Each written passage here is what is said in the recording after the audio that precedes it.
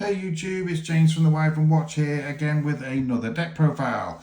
This time it's one of my favourites again. Well, most of them are my favourites, let's face it. But I've got another waifu deck here for you, and this is Spirit Charmers. Now, Spirit Charmers can be played in all sorts of different ways, I found.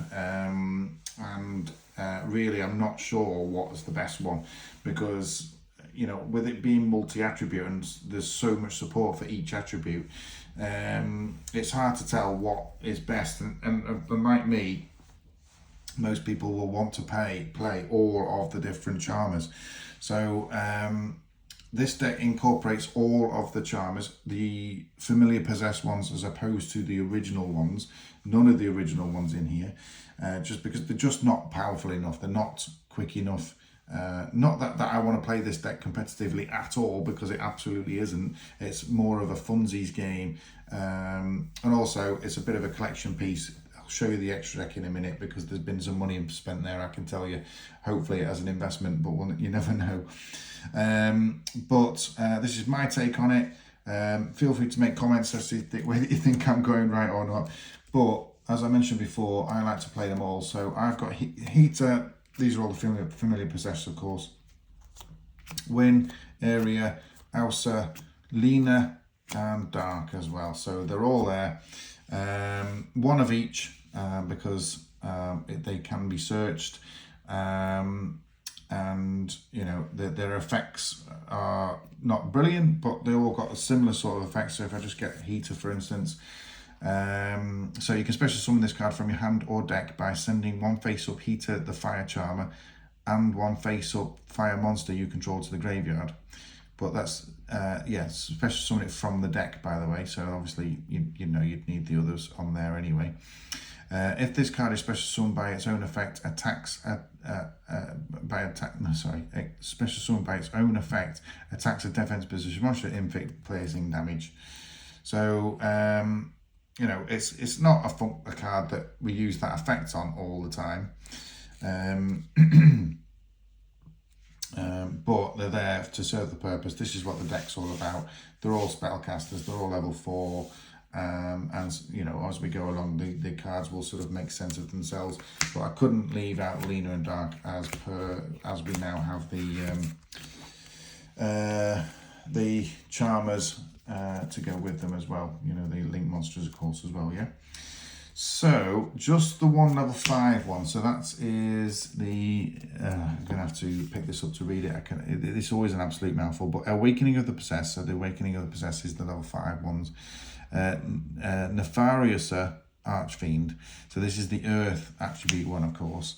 Now, so this one, you can special summon this card from your hand or deck by sending one face-up spellcaster monster and one face-up level 4 or lower Earth monster you control to the graveyard.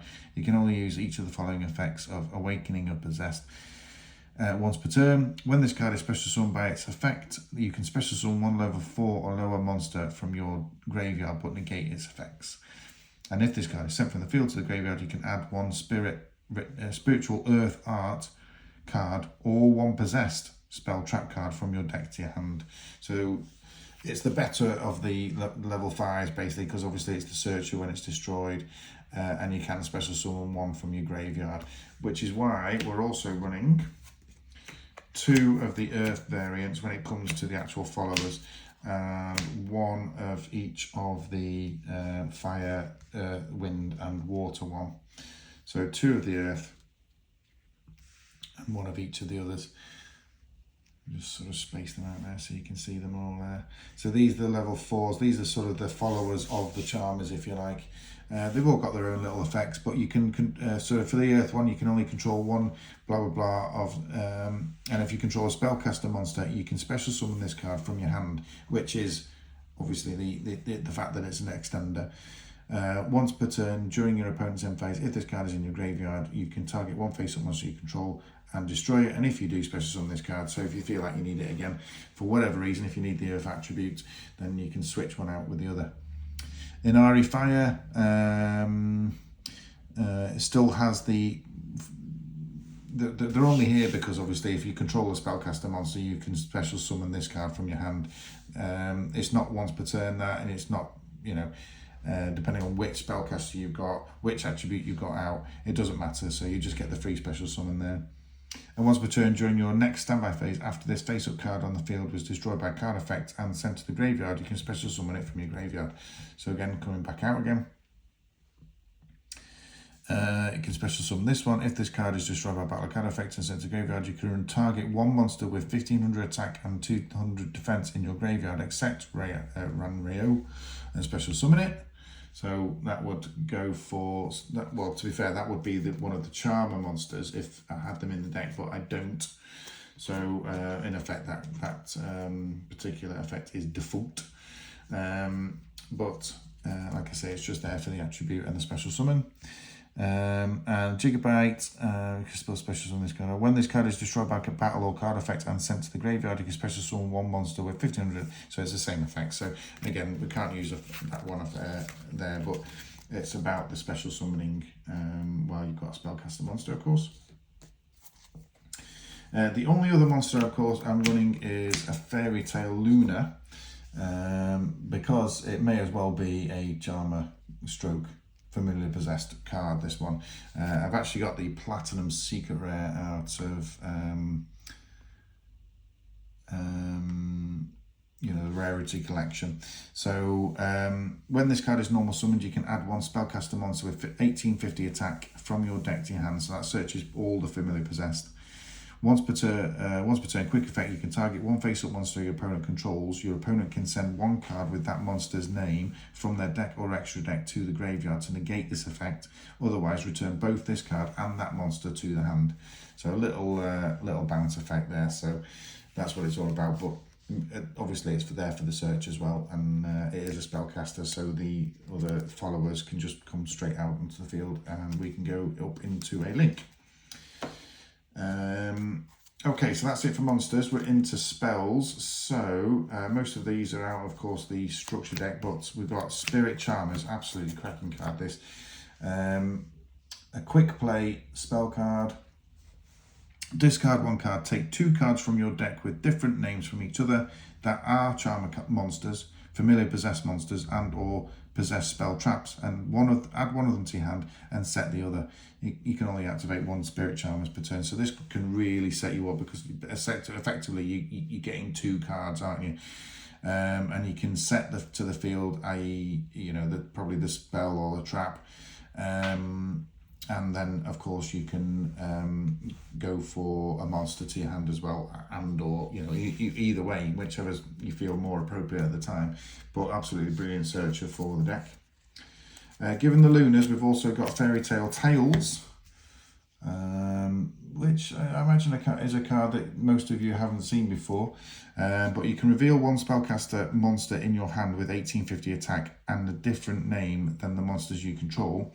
Immediately after this effect resolves, normal summon or set it. So it gives you the extra normal summon or set. And you can only use each effect of Fairy Tale Tales once per turn. The first time each turn, you will take battle or effect damage while you control a spellcaster monster with 1850 original attack. You take no damage. So a little bit of protection there as well. But obviously the extra normal summon is what it's there for. Quick field spell, of course, we've got Grand Spiritual Art Ichirin. So negate your opponent's first monster effect that resolves each turn while you control a spellcaster monster with 1500 defense, which of course are all the Familiar Possessed. During your main phase, you can reveal one spellcaster monster in your hand, and if you do, add one monster with the same attribute but with 1500 or 200 defense from your deck to your hand. And then if you do that, shuffle the reveal card into the deck. I actually don't use the second effect, of course. It's only about negating the monster's first monster effect that resolves. 2 Awakening of the Possessed.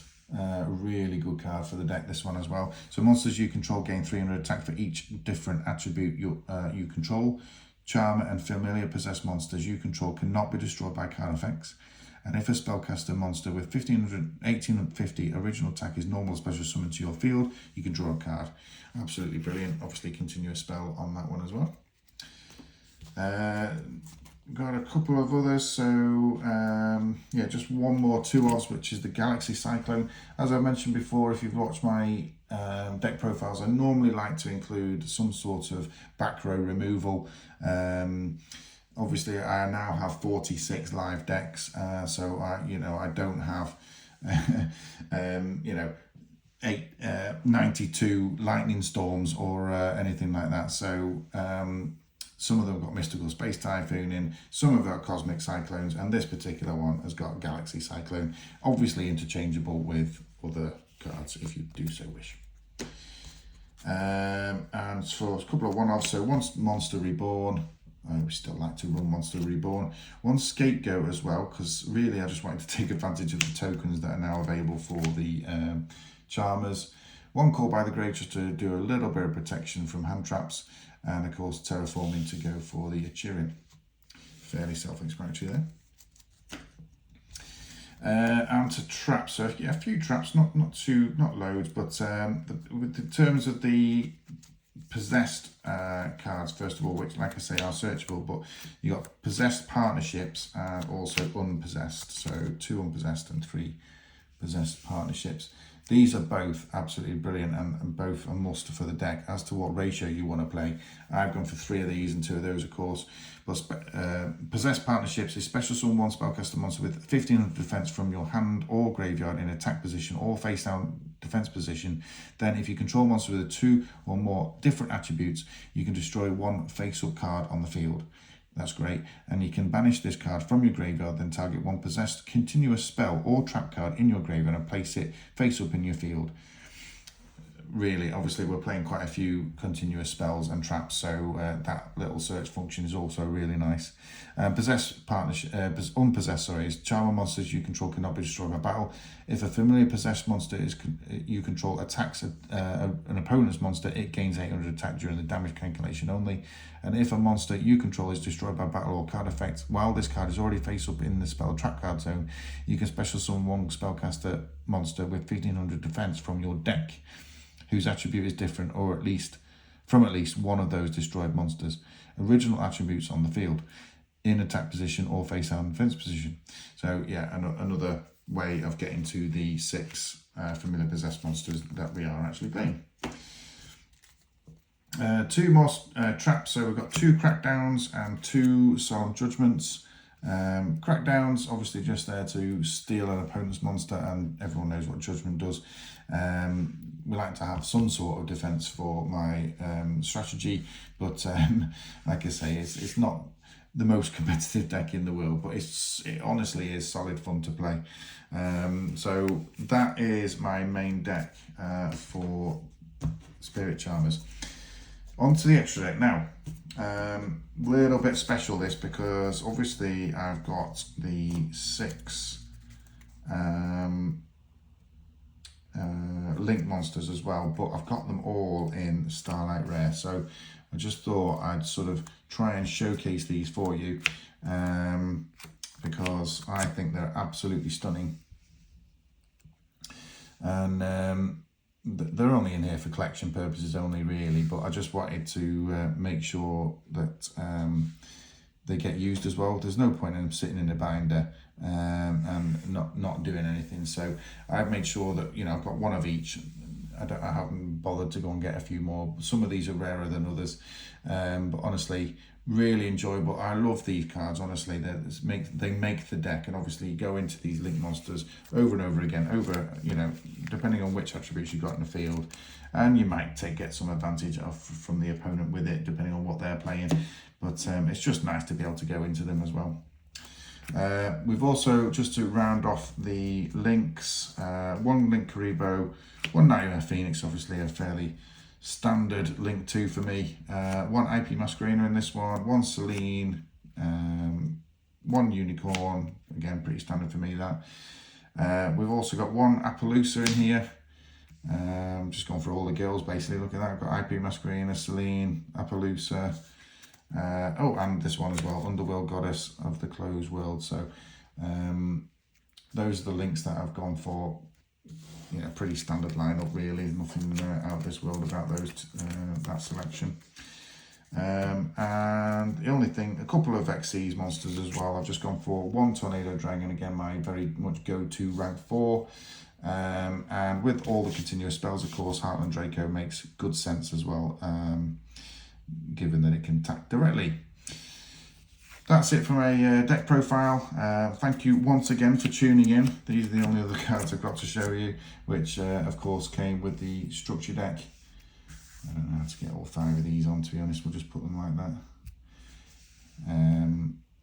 Again, they're not dead useful, but I just thought they're very, very pretty and go with the deck very well, obviously. And I just wanted to have one of each and make sure they're available for the deck.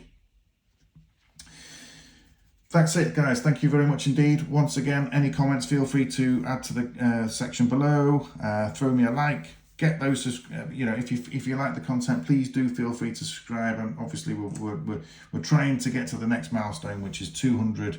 I've got a little video lined up if we do get to 200, just to showcase all my decks all together. Not quite sure how I'm going to do that yet, but I'll work it out once we get there. But yeah, guys, thank you once again for tuning in. See you next time.